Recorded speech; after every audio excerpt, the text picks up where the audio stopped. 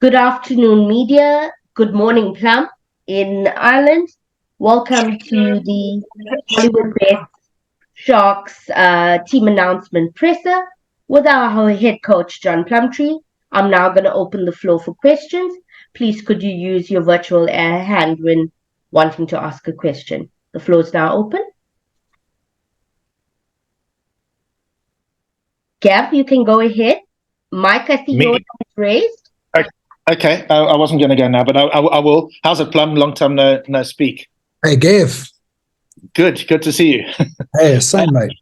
Oh, I can't see you, actually. Do you not know how to work? Yeah, no, I was on just now, but then I thought if everybody else is... You don't like showing your face, eh? Yeah. Well, I'll show it to you probably in Durban in a couple of weeks. I just want to, just looking at your team, I see you got...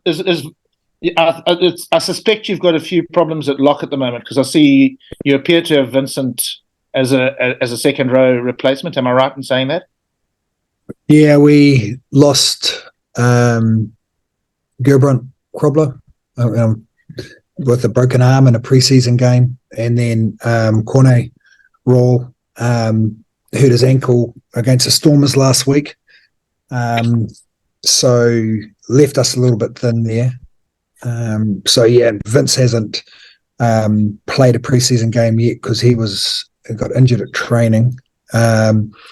So I'm just going to either bring him into the game and lock or loose forward, seeing how the game goes. So yeah, lock is a little bit of an issue for us, but Cronje will be back next week.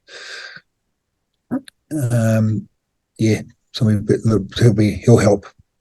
Obviously, that position won't be as much of a problem when the Springboks are back, because you get even back. Do you know when your Sharks your Springboks are due back?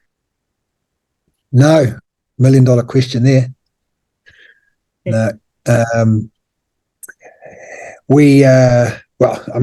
obviously we're hoping that they win tomorrow night, and so they're going to be busy for another week, and then we'll see after that.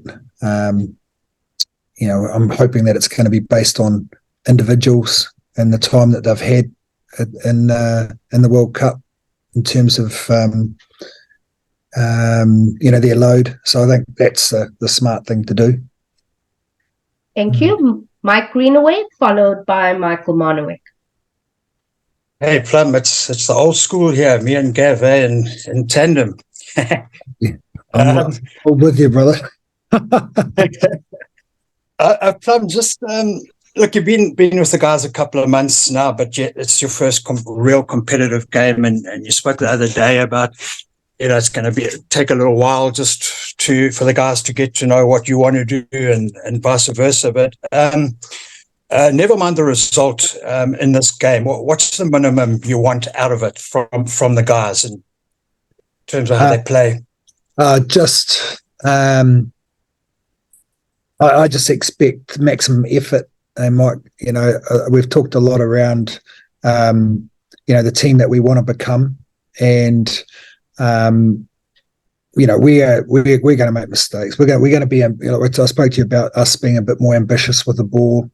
We've worked really hard around our attack. Dave's done a great job in that space. So we feel like we've got some really nice structure, and we've worked really hard on that. So hopefully you'll see that, and you'll see what we're trying to do. Within that structure, obviously you have to have quality skill sets, and that's where we're growing. So we're going to make mistakes, but I don't want the players to become predictable, and our attack to become predictable. I think if we're going to grow as a team and be better over the years, we've got to become a side that's an attacking threat. So we're on that journey, if you like, for want of a bit of a word. But what I do expect is maximum effort. I expect us to be working real hard for 80 minutes. Doesn't matter what the scoreline is. I expect everyone to be, working really hard off the ball to make sure Kerwin's got options. So yeah, that's pretty much sums it up for me from an attack perspective and from a defensive perspective. Joey's done a good job in the defensive space, and Again, we will slip off tackles, but how we back each other up and how we work and how we scramble, and that defines, the team spirit that we're trying to create here as well. Thank you. Michael Monowik. Hey, Plum, nice to see you again. Yeah, a little bit about what you're expecting from the Irish. Mark beat me to the question, so I've changed my tact a bit. But yeah, what are you expecting from Munster tomorrow? Obviously, one of the giants of Irish rugby. So against a youngish team, are they missing their internationals as well? So similar situation to you guys. Yeah, that's right. The Irish rugby has, I think, having worked here for a year, working with the players, they're very skillful players. They've you see where the provinces are playing quite similar to the national team. So they've developed their skill sets in probably a different phase than ours. So they've got lots of threats all over the park, and their attackers, like we saw when the URC last year against the Stormers, and in those conditions, they will play. It doesn't matter what type of conditions are, because they back their skills. They've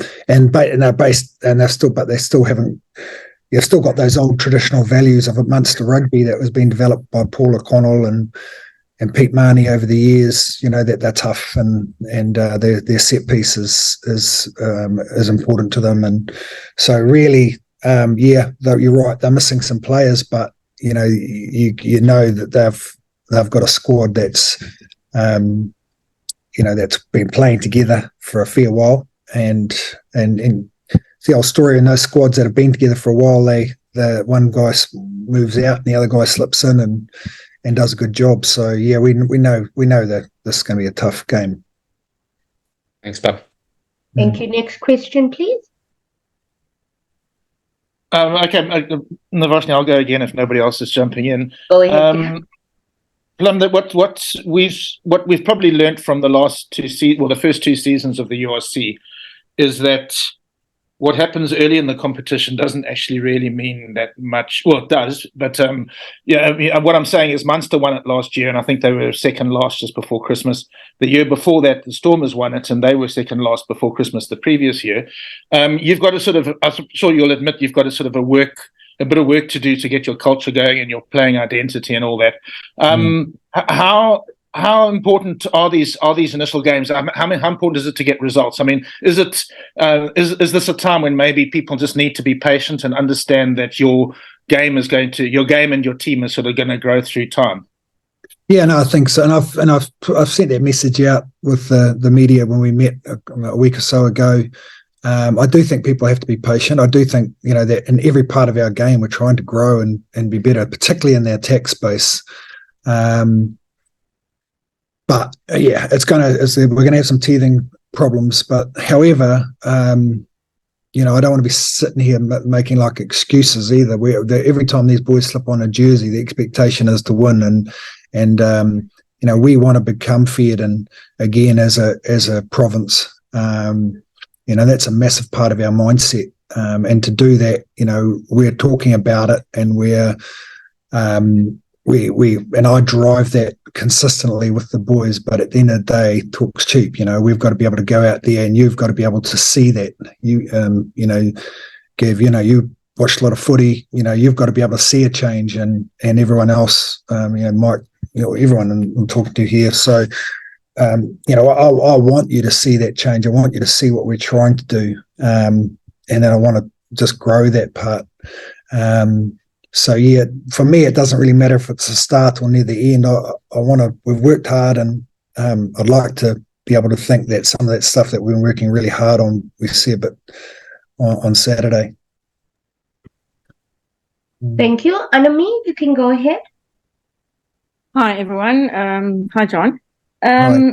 My question is around Apiwe, just some insight into how he's settling into training again after so many years out, and is it a realistic expectation of us to see him play in the next few weeks, or is it going to take months? What is the current situation?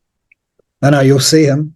He's couldn't take he played a little bit of a part in the Lions pre-season game, but nothing. And we played the Stormers a couple of weeks ago because he had a hamstring problem. His hamstring's right now. He's trained last couple of sessions, but because of the weather, we haven't been able to do a lot of stuff on the field. So in terms of selection, he's missed out really just because the others have had more time. Been really happy with Manus Poketa and Werner as well. So some good competition at wing, which is great. But you will definitely see him. We're excited to watch him go. But right now, just because of that hamstring injury, it's halted his sort of progress, I guess. Thank you. Thanks. Michael Monowik, go ahead. Michael Monowik, your hand is raised. Sorry, I was muted. Plum, missing your Springboks, you lose a lot in leadership, but you have got quite a few. You've got Cronje that's come back in the team. You've got Pepsi, who's obviously led the team before. You've got quite a few leaders in the team. So not too much of an inexperienced side, is it? Yeah, look, I mean, there are a couple of older heads there, which we rely on. Swace Venter as well. Werner as well. So we do have some, and they all lead it in different ways. You get some guys that are happy leading in the environment, and they get some guys that are happy to lead on the field or at training. But they're all different leaders. Up to me as a coach to try and work out what type of leaders they are. Some guys lead by example, and they're quieter characters, but you notice that they do have some really nice leadership in them, but they prefer to do it with the way they play. And those are the guys that I'm really excited about growing, because if they lead well on the park and then you can give them leadership roles within the team, then that's how you grow a really good leader. I've noticed Emil van Heerden is very young leader. Very young player, but he's got the confidence to be able to lead. And you get Pepsi, who's quieter and probably prefers to do it with his actions. So I've seen this over the years of my coaching. Look at Artie Xavier's one way he's growing his leadership, more of a doer, but now he's happily, to obviously talk more in that space, So yeah, it's taking me time to work out who the leaders are and how they lead. So yeah. Mike Greenaway, you can go ahead. Plum, as a loose forward yourself, and obviously a coach now, looking at a guy like George Cronje, we don't know a huge amount about him. We saw him coming through a little bit with the Cheetahs, but what do you see in him, and is he a guy that you look at and think you can really coach? Yeah, he was a nice little surprise for me. I didn't really know too much about him, so pre-season came in, totally different change to the environment to what he was used to, and the way we've trained and prepared him. It was all the boys was a little bit foreign, but he seems to have grown and really enjoyed what we've done, and I'm